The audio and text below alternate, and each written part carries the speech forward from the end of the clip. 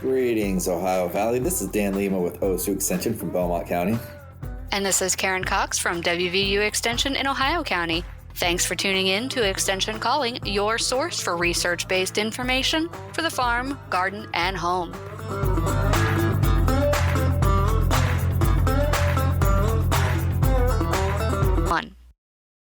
Dan is away on military leave right now, so we're going to bring back some of our previous shows that didn't make it to the podcast. We hope that you enjoy them. If you'd like a written transcript of the show, please email me at Karen, Karen, .cox, COX, at mail, mail.wvu.edu, or call 304-234-3673. Thanks again for listening. We're going to start you off with a brief introduction of different plant parts for those of you who are very novice or maybe who have been doing it for years but never have applied a name to something. And so we all know what leaves and flowers are. That's pretty obvious. And we know the trunk and we know branches. But there are a lot of smaller branch names that can help you when you're determining what branches to prune from an orchard tree or even from a yard tree. So your spurs are any branches that are leaning in towards the center of the tree. They're typically smaller, coming off one of your main branches that has maybe more of an upright direction to it. So your spurs are ones that lean into the center of the crown of the tree. And water sprouts, those are the ones that come out and go straight up in the air off of one of your branches that's lateral or more horizontal. The ones that go straight up into the air are important to know about because if a branch is vertically oriented, it is not going to be a producing branch. It will not produce fruit. It will produce leaves, but it will not produce fruit. So oftentimes when we're trying to determine what branches to pull out of the center of the crown, water sprouts are some of the first to go because they do make the crown more full, which means that more moisture can be trapped in there, which increases the potential for disease, and it also diverts the nutrients to those leaf production and away from your fruit production. Remember the old saying that a good fruit tree is not a good shade tree. And if you want good fruits that are well spaced and more easy to prevent from getting diseases, then you want to make sure that you have good airflow through that crown of the tree. Another branch type is a sucker. Suckers can come up from the roots. They can come up from the root crown, which is that little flare right at the base of the trunk where it goes into the soil, or they can come out from the trunk itself. Root suckers and stump suckers or root crown suckers are the roots of your fruit tree that are trying to reproduce. So they're not going to have the same qualities as your fruit tree because the majority of fruit trees today are grafted to a different root system to either provide size control, disease resistance, insect resistance, or better adaptation to your soil type. So if you have suckers coming out of the root or below the stem flare, the grafting point, you need to make sure you prune those off as quickly as possible. The larger you allow those to get, the bigger wound that they're going to leave behind whenever you prune them off. So again, we don't typically want to prune any branch that's bigger than 2 inches in diameter. Once your branch gets over 2 inches, unless it's diseased or damaged, cutting it off is going to cause a bigger stress onto the tree than it may be causing. So try to make sure you do your pruning early and keep after it. Watch closely what branches should go, or maybe you're going to take off next year, and try to have a forward-looking plan so that you don't end up having to cut any branches that are 2 inches or greater.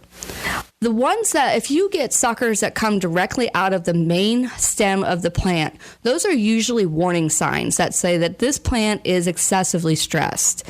And those are typically if you have excessively pruned a tree, it's the tree's reaction to say, I need more food. And so it'll sprout branches wherever it can. There are dominant or dormant buds all over the tree, on all the branches, on the main stem, everywhere. So that should an emergency situation occur for the tree's perspective, it can create more food for itself. So if you do see those sprouts coming out of the main trunk of the tree, then you need to figure out what's going on with that tree. Does it have a root problem? Did you prune more than 30% of the crown last year? That could definitely cause those sprouts to come out of the stem. All right, so let's just kind of go to the overall idea of pruning, and that is to increase airflow. Pruning is typically done at this time when the plant is dormant. So what we want to do is, if you've never pruned your tree, chances are, those branches that Karen was talking about, the ones that are pointing inwards, the ones that are it'll be nice and tight in the center. That's what you want to avoid. You want to open up the tree to allow that airflow to go in, and that's the idea of pruning. We always have to think of it in terms of physiology as well. Karen was making some points about water sprouts being there, wanting to get energy. At this point in the season, when things are starting to break out of dormancy, there is an energy flow from the roots, and this is true for just about every perennial that I can think of. The energy flow from the roots are going to go up, and the plant's going to want to expand branches, but kind of gear more towards reproduction. So in a tree setting, especially a fruit tree, that it's going to want to flower and fruit. And peaches, I would say the flowers come out first, and in apples, you'll probably get some leaves as well before you start getting those floral buds. But you want to open it up to allow for airflow. But also, if you have too many fruits on that tree, it can get heavy. It can be smaller than desired. There's just a lot to think about in terms of pruning, and that'll just set you up for the entire season to make sure that you're going to get the quality fruit that you want. Yeah, and Dan did bring up a very good point, which is what time of year it is. As you listen to the rest of the show, I want you to keep in mind that the original show was aired in April, so temperatures were much warmer and the spring rains had already arrived. Right now is a great time to prune because it is still very cold outside. However, on your peaches, you'll want to hold off a little bit until after the last freezing days are done. Right now is not the time to prune, especially if you are pruning apples or pears. This is when fire blight is most active, and so you do not want to prune right now, especially because it's raining. Wet trees are not good trees to prune. Again, you're allowing the water droplets to run down the tree and spread whatever fungus or bacteria they've picked up from any open wounds that could have persisted from last year. So now is not the time to prune. It is the time to spray for certain trees, and Dan's going to go over that in a little bit, but I just wanted to cover a couple real quick things in addition to how you're going to be pruning. When you're looking at that crown and you're trying to open it up, you want to prune so that the bud that you're leaving behind is pointed in the direction you want it to grow. If a bud is pointed upwards on a branch, the new branch is going to turn upwards. So you want to make sure that you're pruning back to a bud that is pointed into the direction that you want it to grow. Horizontal branches are going to be stronger branches. They'll be better fruit-bearing branches because they can hold that weight load that Dan was talking about. And if you have a prolific fruiting tree and you've got multiple flowers that have gone to fruit, you will want to go back and take some of those flowers out or some of those fertilized seeds out so they do not grow up against one another. When fruits touch, again, that's a place for moisture to collect and for disease and insects to hide. So there's more pruning than just pruning branches. You'll also want to prune some flowers or some fruits as the season goes on. And then that's really just being out with the orchard, watching it grow, and making sure you're keeping an eye on things and thinking forward about what you want it to look like down the road. So again, make sure when you're pruning with clean pruners, especially if you are in an area that has had issues with disease in the past. Just take some rubbing alcohol with you and a paper towel and wipe your pruners off between your trees, and that will go a long way to help preventing the spread of any fungal or bacterial diseases between your trees. Again, don't prune when it's wet. And just like you shouldn't spray when it's wet. we'll talk about how you can prevent some of the diseases that we often have, whether it be on grapes or on apples or on peaches. So, that's right. And then pruning, it would just be an aspect of that moisture control that we're talking about. Airflow is one of those cultural practices that's really important in fruit trees. One thing that Karen did mention that I figured we could touch on a little bit. You were talking about when you buy a fruit tree, it's grafted onto some kind of rootstock. So because fruit trees are things that we like to, reach up and grab fruits from, we have to spray, we have to prune. You don't want those to get too big. So we have different size rootstocks. So there are dwarf rootstocks, there's semi-dwarf rootstocks, there's everything in between, and it goes all the way up to a full-size tree. Now, you don't want a full-size tree because then it's very, very difficult to manage. You have to get ladders, you have to get special spraying equipment. So most people get typically a dwarf or semi-dwarf type rootstock. And one of the things I want to point out is that most apple trees especially are crossbred.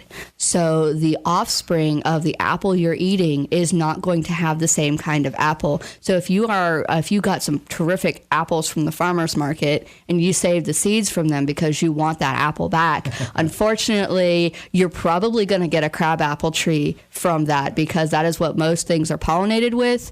And it is the other tree that passes its genes on. There's a little bit of cross in it, but you're not going to get that same apple. Most apple trees are clones. So if you want the same apple, you need to find the tree it was grown on and get a graft of it. That's right. That's a good point. And since you brought up the farmer's market, let's go ahead and I always love to make this comment. When we talk about fruits, things ripening on the trees, farmers markets are just a great place to get things like fruits. I'm going to say vegetables, even though tomato is kind of a fruit as well. But even greens. But when we talk about fruit themselves, when you buy something local, it's ripened on that farm, it's transported short distance, so you'll get it while it's vine ripened or tree ripened, and it's always going to taste better. It's going to be more nutritious, and you're helping out the local economy, and you'll get to see your neighbors and talk with them, and it just kind of builds a nice culture in your community. But it is just typically better tasting produce when you're getting something local. Yeah, and if you're watching your food dollar pretty close, make sure that you're watching the nutritional value of that food dollar and recognize that those freshly harvested things are probably twice as nutritious, if not more so, than things that were harvested 2 weeks ago in California. So not to badmouth California or anything, but buy it local and your food dollar will go further because your nutritional value will go further. Yeah. Now here's a comment that I love. Like people will say something like, "Oh, Red Delicious tastes like plastic now. It used to taste so much better." But what Karen said about fruit varieties being vegetatively propagated, the genetics of Red Delicious hasn't changed at all. It's just when you're shipping something that's not quite ripe and you ripen it off the tree with there are certain types of there are ripening hormones that you can make available to plants or I'd say fruits to ripen the fruit off the tree or the plant. It's not going to taste the same. Back in the old days, local food was harder to ship things. We had less technology, and people bought things more locally. And the advantage of that was that things tasted better because they were ripened nearby, and the transportation time was less. So that's why your tomatoes from your garden taste a lot better than anything that you buy. Same thing with apples and peaches. So go out there, and if you really want to enjoy fruit the way it was meant to be enjoyed, get something local.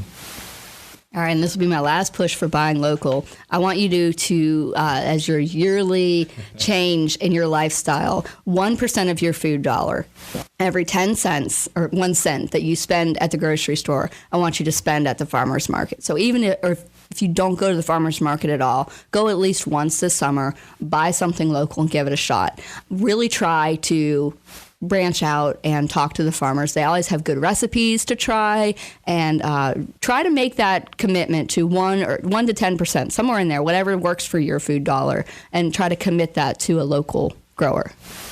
All right. Yeah, that's all right. All right, back to growing food. Okay. Thanks, Karen, for screaming in my ear there for a minute. All right. So we did talk about the cultural practices of pruning. So we just covered rootstocks, we covered all kinds of stuff. But now, to have a fruit that's really, really nice looking, and I'm gonna say it, we as consumers are partly to blame on the amount of things that we need to spray the plants to keep them looking nice, because most people don't go out and buy something with a blemish on it.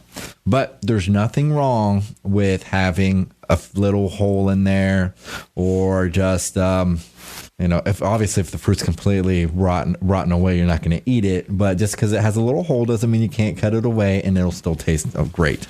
Now, right now, like I said, we're not quite at the where the buds are greening up and starting to open. So a lot of times right now, we're kind of right there in the horticultural oils type recommendations for, and a horticultural oil, some people call it dormant oils. These things are just basically an oil type spray, and it'll kill scale insects, mites, and leaf blister mites as well. So right now you're getting early control of a lot of mites and scale type insects with that. One thing about horticulture oil though, if the temperature drops below 40 degrees, so you really got to be careful. And again, you don't want to do it when you start seeing like little green buds. So with horticulture oils, when a temperature starts dropping down, if in 24 hours it drops down below 40 degrees, what happens is that oil hardens and it can really damage the tree. So if you are spraying something like that for mites, and scale insects, really be careful and watch the temperatures and make sure that you're not going to an evening where the temperatures are going to drop close to freezing, because they do that in the spring. But let's think in just the near future when you got 1/2 inch of green. So when buds show a 1/2 inch of green, they're greening up, they're starting to open possibly. But at this point, you could control for things like scab, lime sulfur to control for certain other scales, but you're putting in the fungicides to control a lot of the fungal diseases that you might have, such as powdery mildew and scab itself. You want to use things like lime sulfur is a fungicide, things like Captan, Mancozeb, the multi-purpose fungicide sprays that are out there. But when you're getting stuff like that as well, like the multi-purpose sprays, those have insecticides, those have fungicides all mixed in. So really read the label, because you do not want to spray insecticides when that plant's in bloom, which is going to be coming up on the next part. And also, for those of you that suffer the devastating effects of black rot on your grapes, this is also the time you want to start treating for that fungal disease as well. All right, so, and there's also cultural strategies that you can do, and those are where you're going out and you're doing a mechanical change. So you're cleaning out your litter if there's any dropped leaves, any mummified fruits on the tree. You need to get those out of there, because they are just getting ready to spread those fungal spores again and reinfect the plant. So you want to make sure that you are pruning out any mummified fruits and removing any leaf litter or fruit litter from under the tree. And then you want to look at your chemical control options. It's also a good time, that 1/4 inch, to start treating for fire blight. And you're going to use either a sulfur for the organic option, or copper, or Immunex with Captan for chemical control of fire blight. Yeah, Karen, since you're bringing up grapes, let's go ahead and touch on grapes here.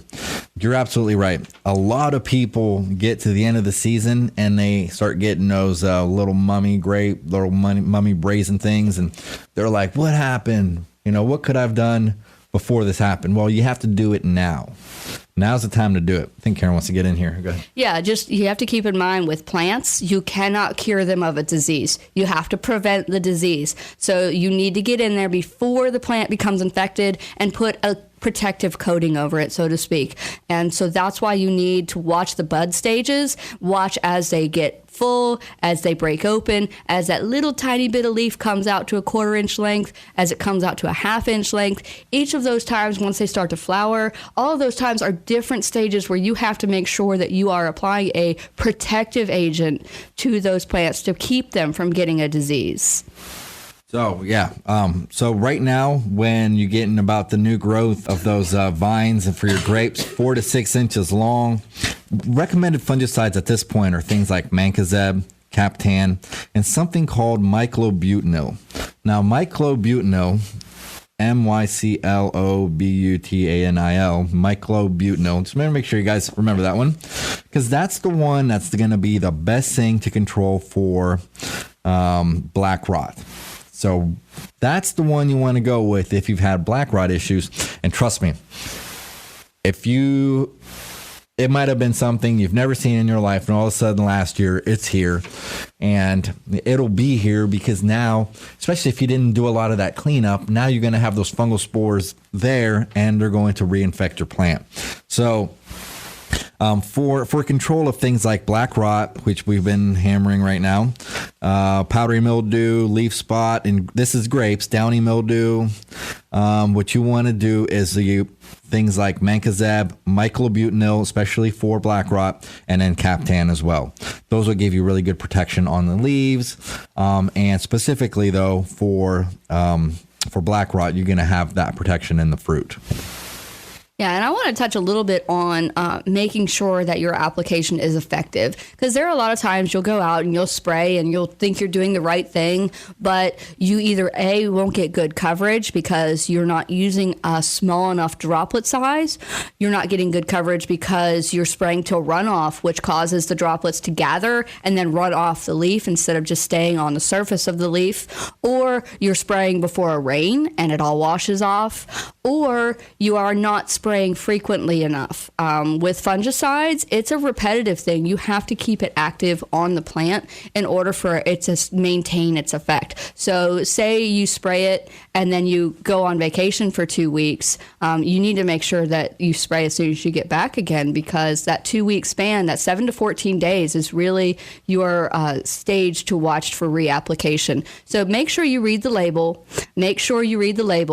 and then if you're not sure about the spray frequency, make sure you contact one of us or your local extension agent to ask for a spray schedule to help prevent any diseases for your fruits. Right, and we do have those available. And a lot of times, depending on the product that you're using, it might say something like spray after 1 inch of rain, not like while it's all wet. But also it'll say things like do not spray more than twice a year. So you also want to make sure you got a couple different things, not just brands, but a couple different active ingredients. And if you have any questions on what's the active ingredient, we'll be more than happy to help you out and make sure you're getting something good. We do have recommended spray schedules as well. Again, you don't necessarily have to do some heavy spraying if you don't mind a few spots on your apple. But, there are certain things that pretty much will kill an entire crop, such as black rot. So you got to watch out for that. Yeah, and so it all depends on what you're growing, how you're growing it, and what you want out of it. So it's always good to have a plan for your crop, and we're here to help you develop a plan and get you to have the best crop that fits for you and your needs. Thanks for listening to Extension Calling. This show is a collaboration between OSU Belmont County Extension Educator Dan Lima and WVU Ohio County Extension Agent Karen Cox. If you'd like a transcript of this show, contact us at the office. Also, let us know if you enjoy the show by ranking us on your podcast app.